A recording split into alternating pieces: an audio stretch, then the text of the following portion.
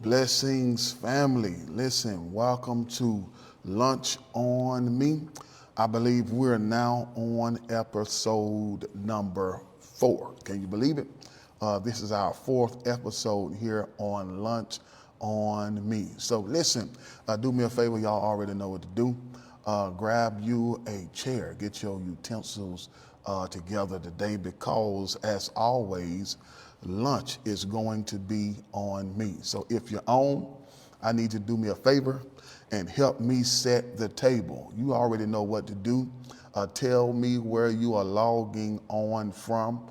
At this time, rep your city, rep your neighborhood, and your community. And as you are coming on, if you have not already done it, do me a favor, like this stream, tag somebody, post. I want you to invite somebody that will invite somebody to let them know that Lunch on Me with Cordaro D. Beard is streaming live right now. All right. As always, I want to let you know that this is a great platform. I want you to know that this is a great platform to be on, and I want to give you our mission statement. We are here. Lunch on Me exists for purpose-driven people. This is no hype, no performance. This is today just clarity conversations for purpose-driven people. All right. And I want to let you know, as always, those who get active in the chat, you got to share, you got to like, you got to put hearts, and you got to be engaged on this platform. And if you're a person or persons that fit the description that I just given you, I want to let you know you're going to qualify after this stream, all right, for Lunch on Me, and that's on me, all right? I'm not just going to be providing food for thought, conversation for purpose-driven people, but I'm also providing literal lunch, okay? Your lunch is going to be on me. I'm going to give a moment for y'all to come in, and while you're doing that, I'm going to go ahead on, all right? And shout out some people that I see is on. My visibility is a little limited, but for those of you all that I can see, I'm shouting you out. Shout out, all right, to Sister Mona Wheeler. How you doing? We appreciate you for being on. The lady is on this place. She's in this space. Y'all do me a favor, put hearts on the screen. All right, for the lady, my wife is on. Hey, welcome to Lunch on Me. Brother Tom is in the building. All right, Brother Derek is in the building. We know that Will Keys, what's going on, man? Good to see you. Isaac Coleman is in the building, all right? So y'all coming on, we got a great conversation today from Gulfport, Mississippi, he said, all right? Meridian, Mississippi is in the building. Blessings to all of you all that are coming on today. And I just want to thank you for sharing this moment with me, your lunchtime with me. It is greatly appreciated.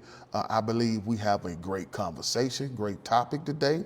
And so I want all of y'all to stay active. Mother Kelly Watkins is in the chat. All right, we appreciate y'all. And I want y'all to keep the vibrato up in the chat today because I'm looking for somebody that I want to bless today for lunch. I told you all that lunch today is going to be on me. All right.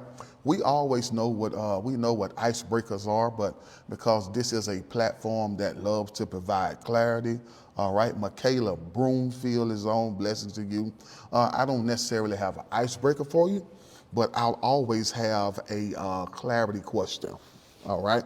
I already told y'all if I had one gift I could give to the world, it wouldn't be $100 because food and his money will soon part. All right. So listen, if I could give a gift to the world, it would be that of clarity. All right. Clarity does not cause what you're dealing with to go away, but it provides you with understanding. What does that word mean? Understanding is a compound word. It gives us the ability. Clarity gives us the ability to stand under gracefully the pressure of whatever we're dealing with a understanding. All right. And so That's what I'm going to be providing by God's grace today.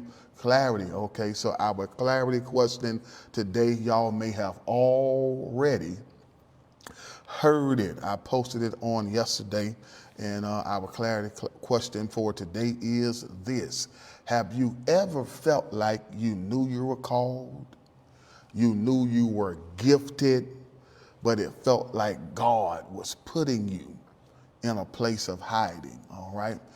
That's the clarity question for today, all right? Have you ever knew you were called? You knew you were gifted, but it seems as if for a season, God hid you, all right? If this question pertains to you, if you can say, hey, I've been there before, possibly is there right now. If you feel like you're in a season, you have a lot to offer somebody, you have a lot to offer the world, but it seems as if that you're confined to a space of hiding. If that is you, I want you to put the number 1 in the chat, all right? Tanisha Martin, God bless you. All right, welcome to this streaming platform, Lunch on Me. All right, if that is you, you feel like you've been in a place, in a space, in a season of hiding, I want you to put number 1 in the chat. I'm looking for you. I'm looking for the number 1. If that is you, I want you to put it in the chat, number 1, all right? Listen, I want to give a shout out to Sister Karina, all right? Sister Karina Price is in the chat. How you doing, ma'am? Welcome to Lunch on Me, all right? While you're coming on, do me the favor. If something is good to you, and I believe this is going to be good, don't be selfish. Don't hold it to yourself. Don't keep it to yourself. If you eating good, you need to have the ability to share, all right, with somebody else. So I trust that while you're coming on, you're also sharing, all right? Listen, I want to tell you that I'm grateful for you to be here. Karen Lanier, how are you? We love the Laniers, all right? You're on, thank you. I'm seeing the ones come up in the chat. Coach Sinead from Pop Vegas is in the chat, all right? Thank you for being in the chat, all right? She says Drew is in the chat too, all right? So listen, we thank you for coming on, and I believe one of these Mondays that are coming up real soon, the Lady Bulldogs and the Pearl River Wildcats are going to be playing one another. Both coaches go to the church, all right? So it might be a split decision, all right? So that's coming up. Can't wait to see y'all there, all right? I see the ones in the chat, and I appreciate y'all for being active. Some people say, yeah, I've been in hiding. I feel like I'm in hiding right now, but I also feel like I have something to offer this world. Listen, I want to give you a few tips of advice, if I possibly can, as it relates to your hiding. The first thing I want to give you advice on, if you will receive the advice today, is how to handle hiding. All right? Somebody put that in the chat. How to handle hiding. How to handle hiding. Sometimes when you're in a place of hiding, we have to be confident enough in ourselves in that space, sometimes to work in silence, all right? Everybody don't necessarily need to know what God is doing with you at certain opportune times.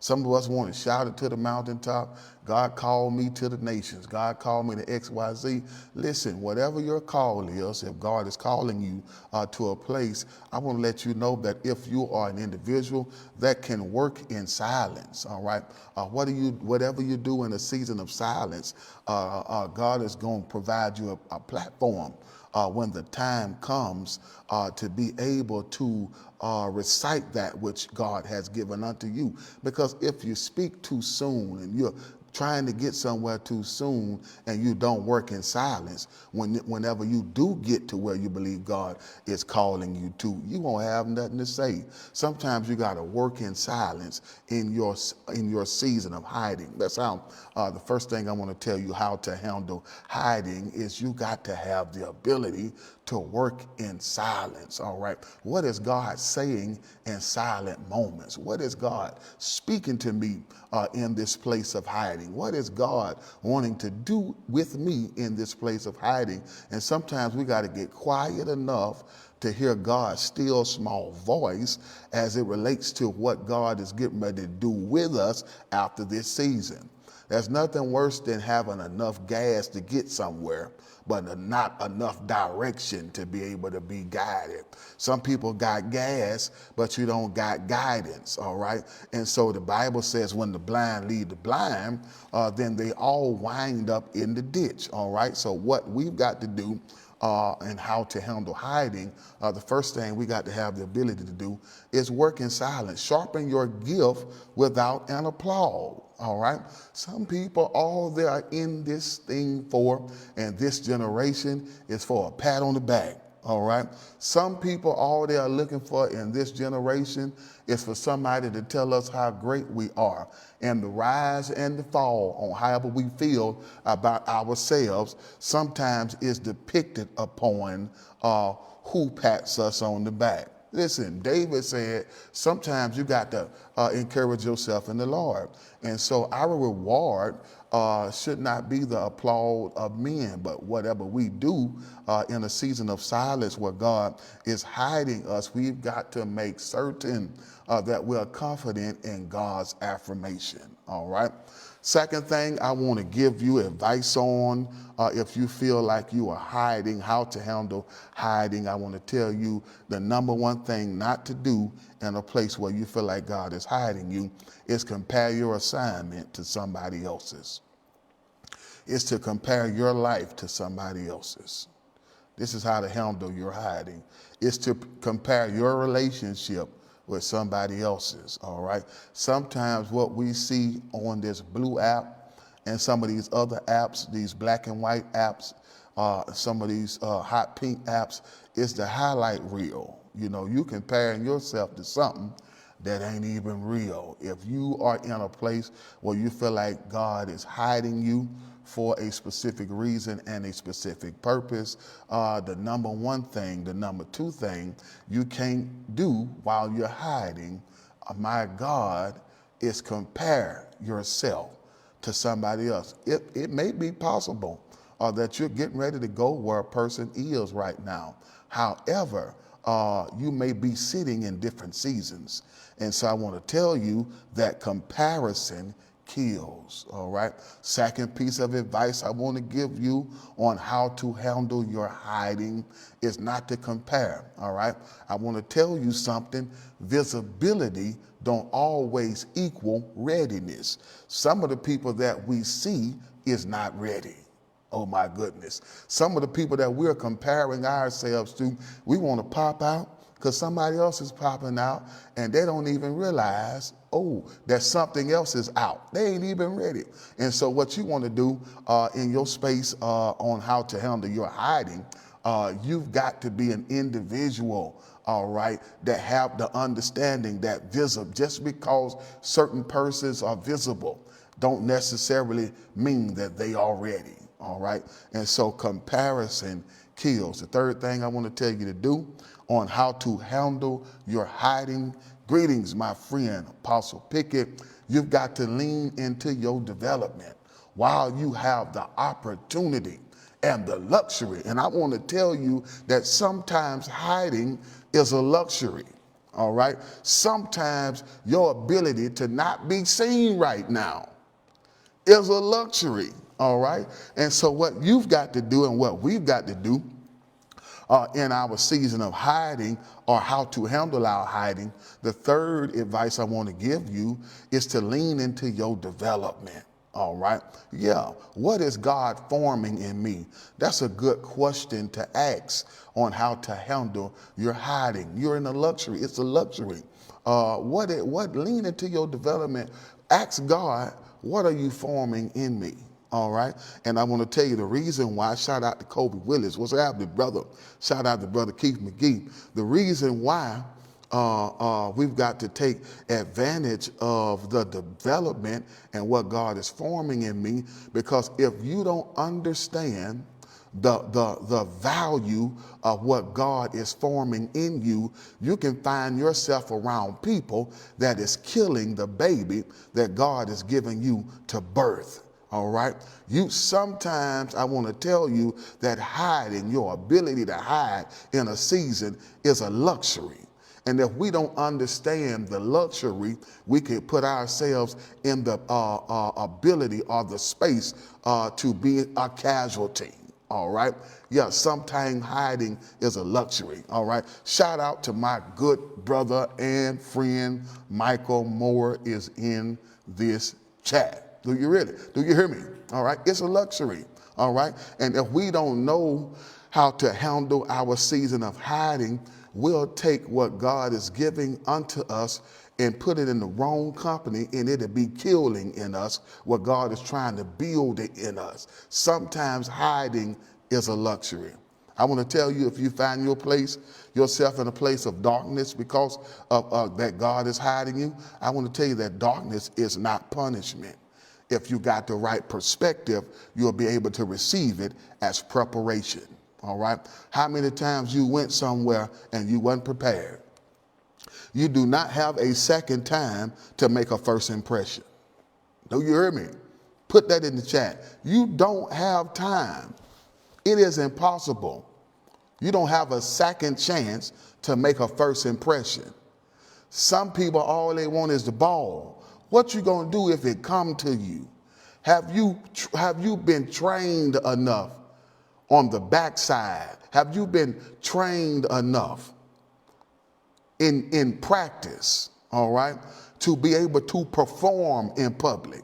If I give you the ball, whatever you did while you didn't have it in the weight room, in training, in practice, it's going to be revealed when you get it, all right? So you got to have the ability, all right, to have the understanding that darkness may not be punishment.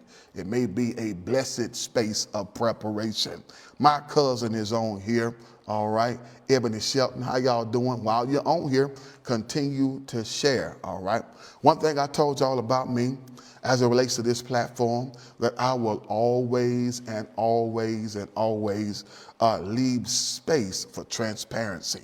I believe transparency is key, all right, to somebody's breakthrough. It is key for somebody's healing. I believe that transparency is the breeding ground for healing. And so I'll always provide to you transparent. I'm going to be transparent in this moment. We got a ways to go, but it's really good already. All right. Shout out to my brother, our firstborn, my daddy's firstborn, his namesake, my mother's favorite child. My God, Sir PJ is in the chat. All right. Y'all don't tell I said that. All right. But anyway, we are here, and I want to be transparent with you. I want to tell you that as it relates to a season of hiding, I've definitely felt like I've been there. All right. I feel like sometimes I'm to a degree there right now. All right. But I want to tell you something. I can relate. I definitely feel like I'm called. I definitely feel like I'm gifted.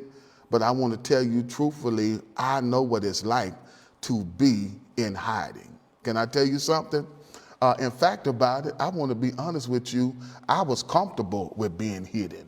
Do you hear me? Some people are out very ambitious and they're out for notoriety, but I'm the one that told God, hey man, pick somebody else. I was completely comfortable with hiding, but this is something that I learned. All right. One of the things, the only thing worse than premature exposure is being hidden too long. Do you hear me? I was talking to my wife about something over lunch. I took the beautiful lady. I took that lady to lunch Sunday, just me and her, and we dated for old time's sake. And while we were there at the table, we began to have a discussion. And I told her what I would be talking about on today. And I was talking about all of the benefits of being high, all of the benefits of being hidden. And the lady heard all of the benefits that I told her about being hidden. She says, well, one of the things that we never talk about is what is the plight of being hidden too long. All right. And so I heard the lady, and I want to add that in here. The only thing worse than premature exposure is being hidden too long. Because if we look at the process of metamorphosis, we understand that if a butterfly is in the cocoon, all right, and that butterfly is fully developed, okay, the dangers of being hidden too soon or too long. If that butterfly is still in a place of confinement after full development, what I understand through research, if he's in there past the appointed time, it can die in darkness. All right. And so, though you're in a place possibly you're comfortable with being hidden, I want to tell you that what you cannot allow yourself to do is be hidden. Not if you have purpose, not if you have destiny, not if you have promise, not if you have mandate. You cannot afford to be hidden for too long, because we see through metamorphosis when someone is fully developed and they're ready, but they're still hiding in the confounds of where they are in that space of darkness and in that space of development, they'll die without fulfilling purpose. I want somebody to put that on in the chat. You're going to have to shake me. You're going to have to wake me up, because though I'm in a place and a season of hiding, the detriment of being comfortable with being hidden is you can die in darkness. Look at somebody or put it in the chat and tell them don't stay hid for too long. Not if you have a purpose. All right. Not if you have a purpose. Not if you have a purpose. I want to tell you something. How do I be in a place, in a space to where I do not allow myself to be hidden for too long? I believe that has to do with you being able to have the spirit of the sons of Issachar, to have the discernment of the time on what you should do in opportune seasons. All right. Number one. The second thing I want to tell you to do is that your community really matters. All right. Not only do you have to have the ability to hear the voice of God when he tells you to come out of hiding, you also have to have the ability to be connected to a community. All right.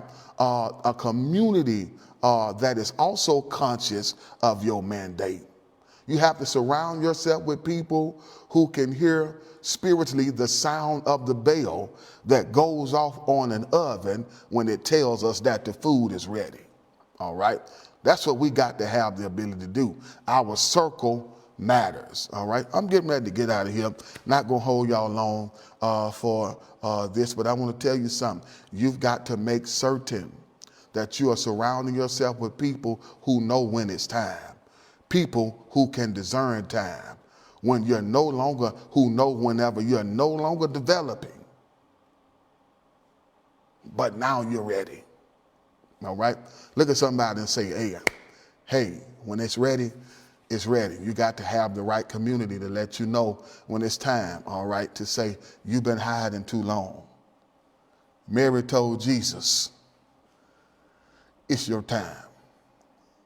Jesus possibly, my God, I'm getting there too early, would have stayed hidden without his mother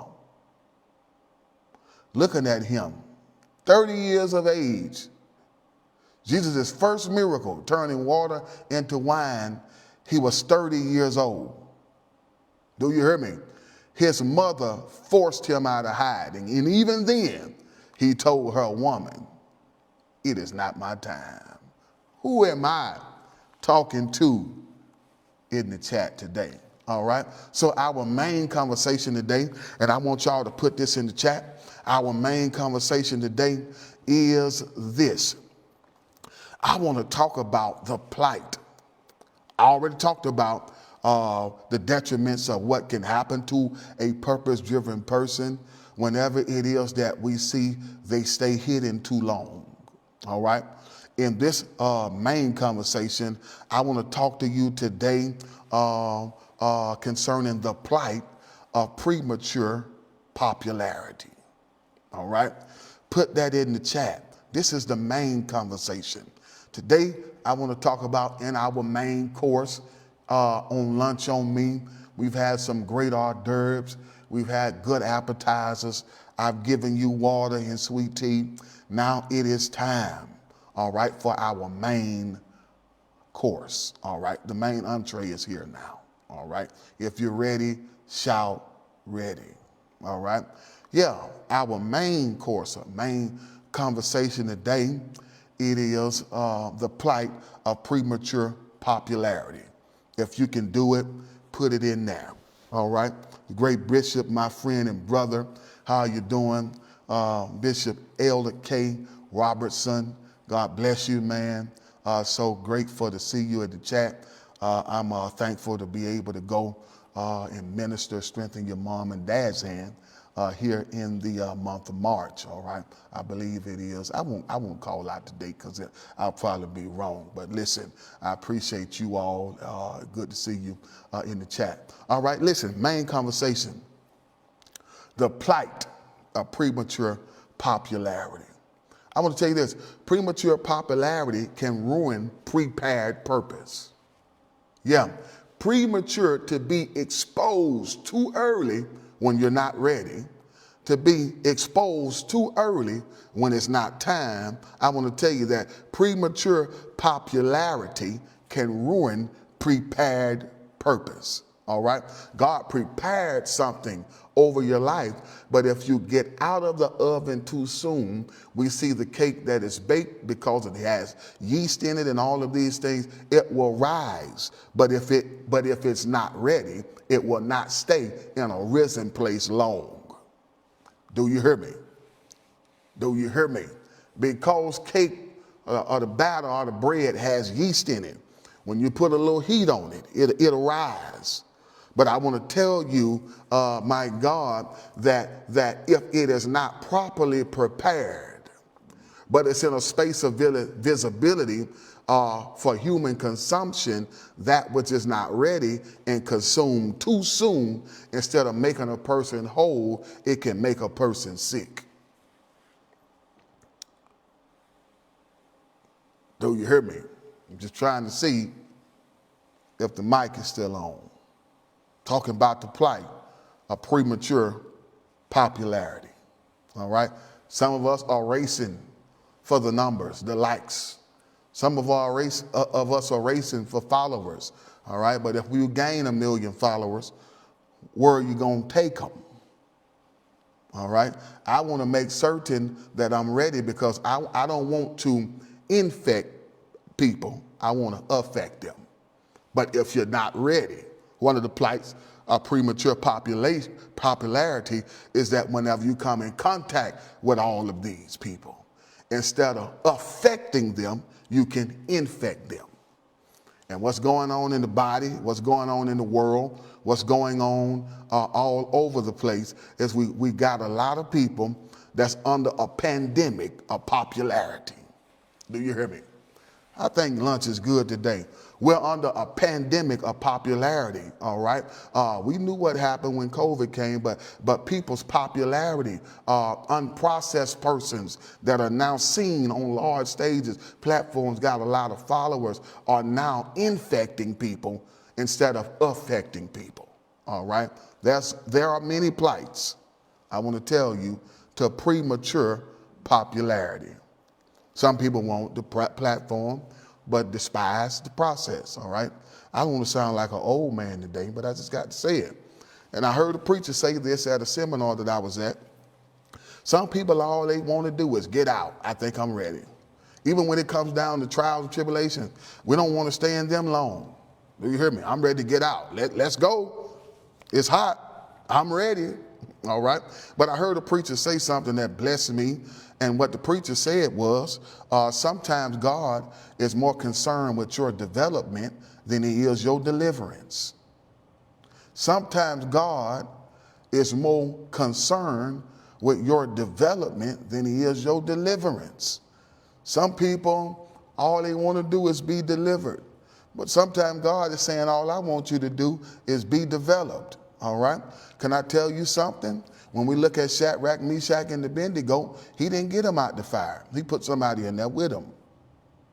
Matter of fact, instead of taking them out of the fire, he had another person in there with him, because he knew that there was something in this fire today that's going to develop you. If you get delivered without developed, you're going to still be a person that's in danger.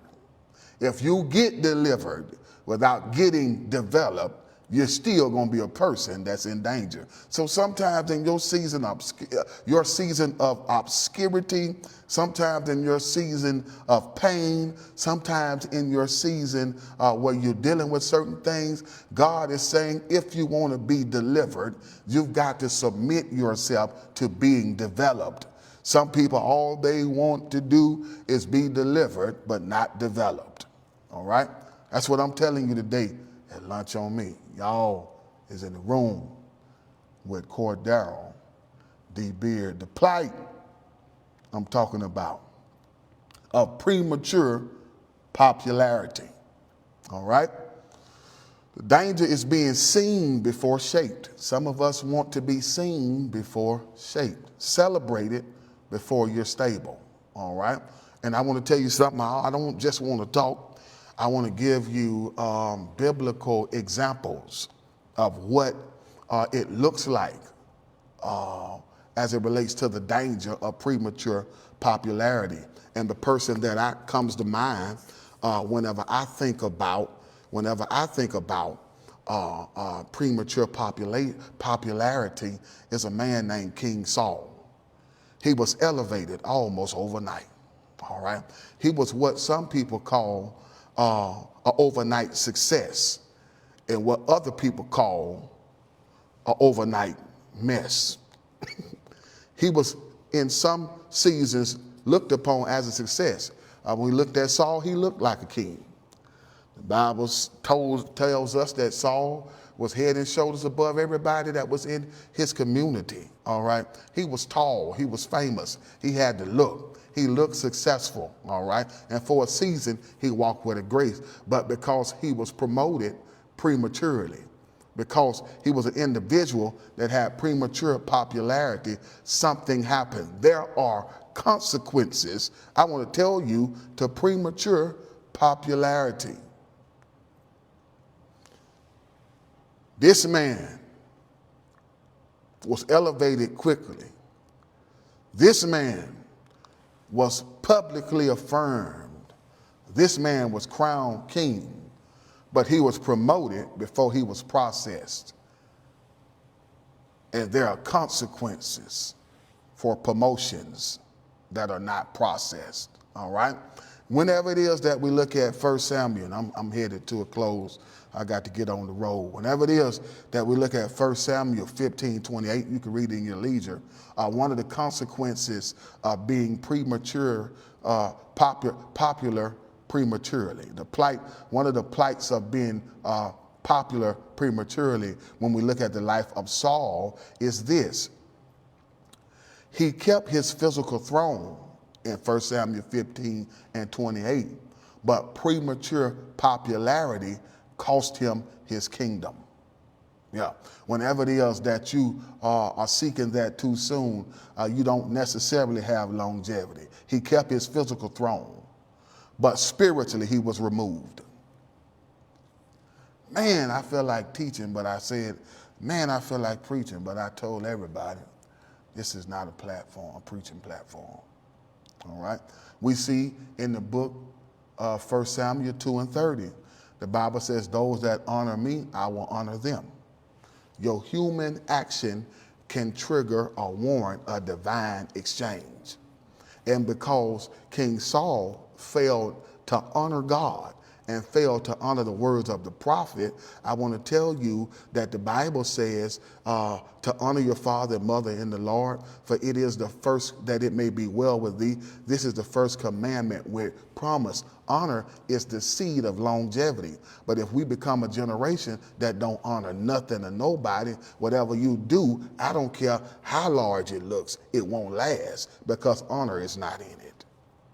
Honor is the seed of longevity. Do you hear me? I feel like preaching even though I told y'all there wasn't no preaching platform. Do you hear me? 1 Samuel 15:28 said, the Lord had rent the kingdom of Israel from Saul this day.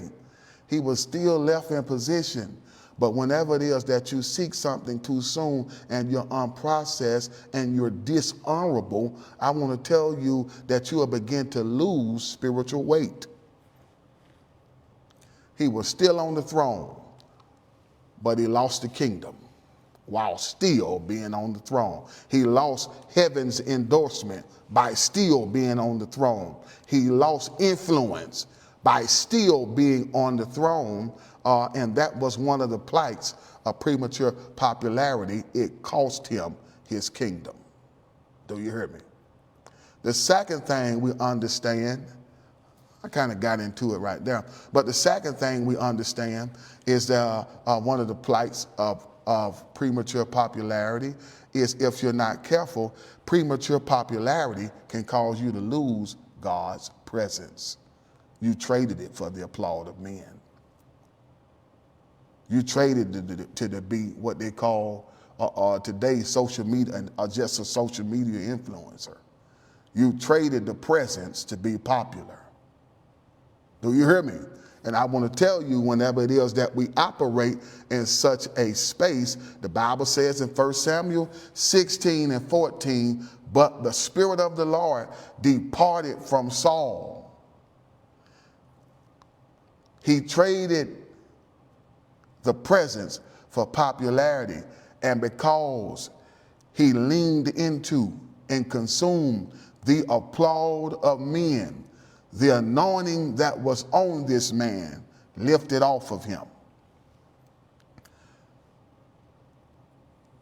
The anointing that elevated him left him prematurely. One of the plights of premature popularity is that if you're seeking it, it will cause you to lose the presence of God. All right? Going somewhere. Thank you. Sister Powell said, don't trade God's presence for popularity. All right? If this good, share it with somebody. Somebody need to hear it. Somebody need to know it. All right? First thing Saul lost because of this is his kingdom. The second thing he lost because of it was God's presence. Watch this. The third thing that premature popularity can cause you to lose is your mind. Some people went somewhere, and we see it all over Hollywood. We see certain individuals that's gravely, my God, popular, famous, that's gravely gifted, greatly gifted, but now they're gifted, but without a mind.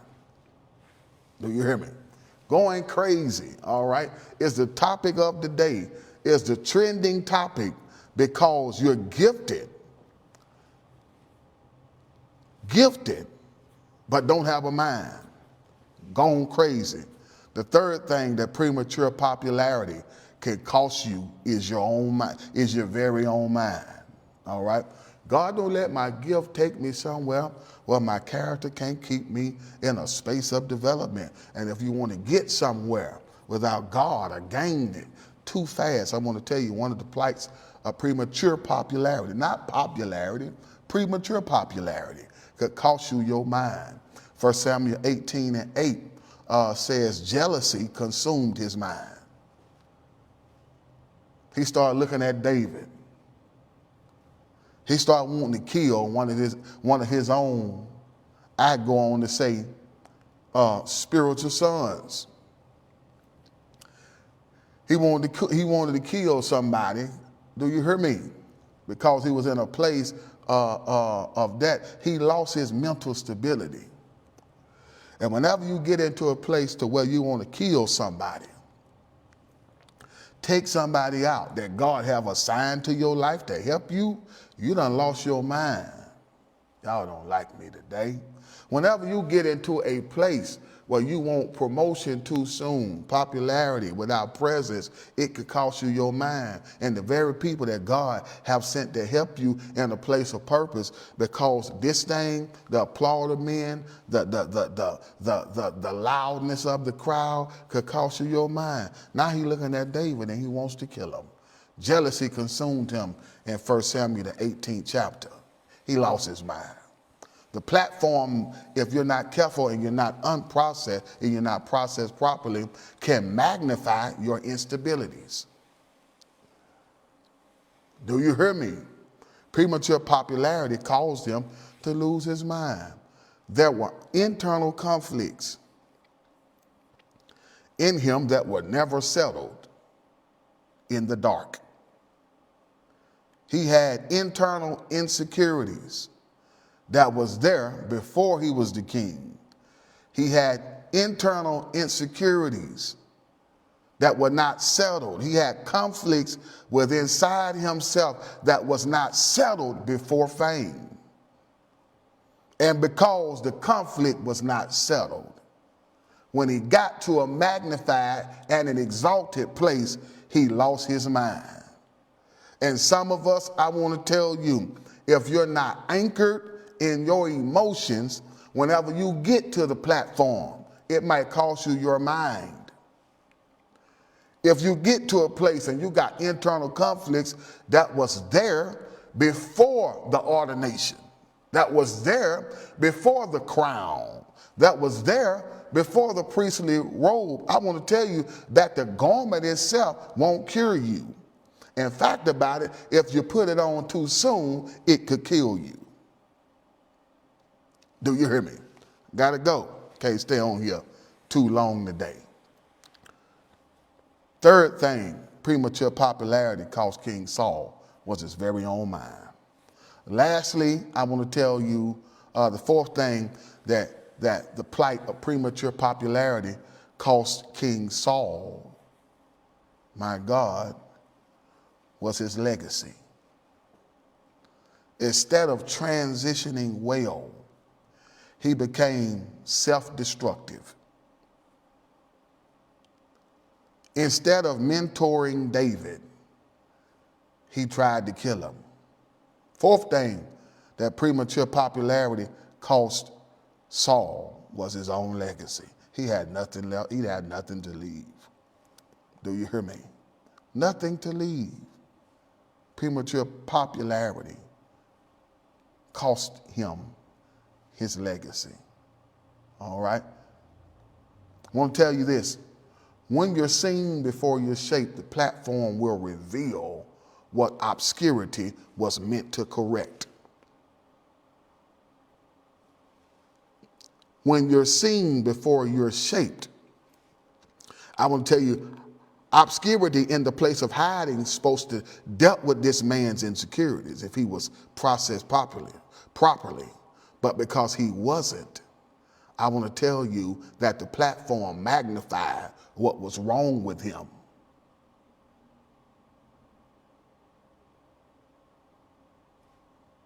And that was alone with him before the lights. Sometimes hiding is a luxury and not a casualty. And if you don't handle the luxury right, you will receive the casualty. The casualty. Do you hear me? That's what I came on to tell somebody. But I want to tell you something else about those who are coming out of hiding. I'm coming to a close, I promise you. We also see some people who handled hiding well.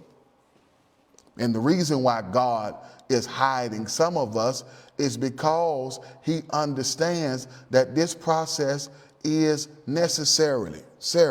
I want to tell you that surgery is not made for public consumption. It takes place in private quadrants. It takes place in a community that is private. All right. And sometimes God will hide you to heal you. That's what I want to tell you today. Sometimes God will hide you in order to heal you.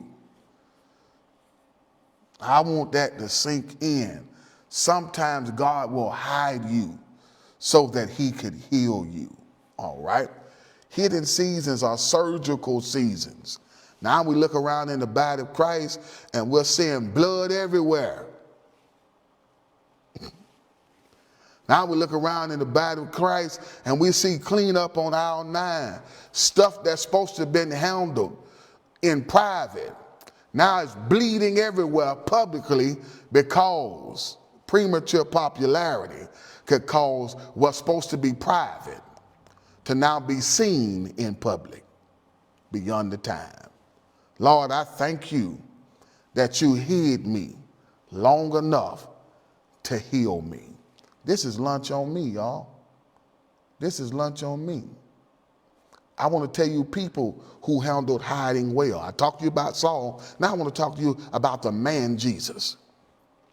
We understand, I'm going to go through this very quickly, that Jesus worked his first miracle publicly, right? Not his first miracle publicly was when he took the water at the wedding and turned the water into wine.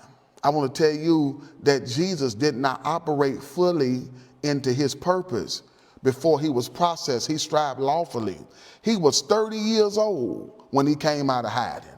He was known not as Jesus Christ, not as the Son of God, not as the bright and morning star, but for 30 years, nobody called his name. He was sent to the world through 42 some odd generations. And when he got here, he was known in his town as the carpenter's son. We didn't even call his name because he was in hiding. 30 years later, he's out of hiding. He's at a wedding, and his mother pulls him out of hiding. You ought to thank God for mothers who know when it's time to pull you out of hiding. Do you hear me? Pulls this man out of hiding and said, Jesus, we have a problem. We done ran out of wine at the wedding. Jesus looked at his mama. I'm paraphrasing. What am I to do? He says, woman, it is not my time. She told the servants, y'all go do whatever he tells you to do. Can I tell you something? I want to tell you the reason why Mary, I believe, told Jesus to work the miracle. I don't think he would have ever told her. I don't think his mother would have ever told him to do something publicly that she had not observed him doing privately first. And I want to tell you something. Whatever you practice in private, whenever you're developed, God would allow you to perform it publicly. This woman would not have asked her son to do something that she knew he could not do, which tells me she's seen his development before. And at 30, now it's ready. 30 is the biblical age of maturity. Can I tell you, keep going? That was a man by the name of Joseph who was properly processed. He had a dream at 17 years old. He went from hiding to preparation to position. 17 years old, he had a dream, but it was 30 before he entered into the palace.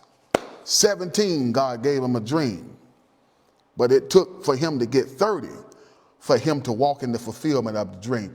David, at 15 years old, was anointed as king, but did not take the throne until he was 30. Do you hear me?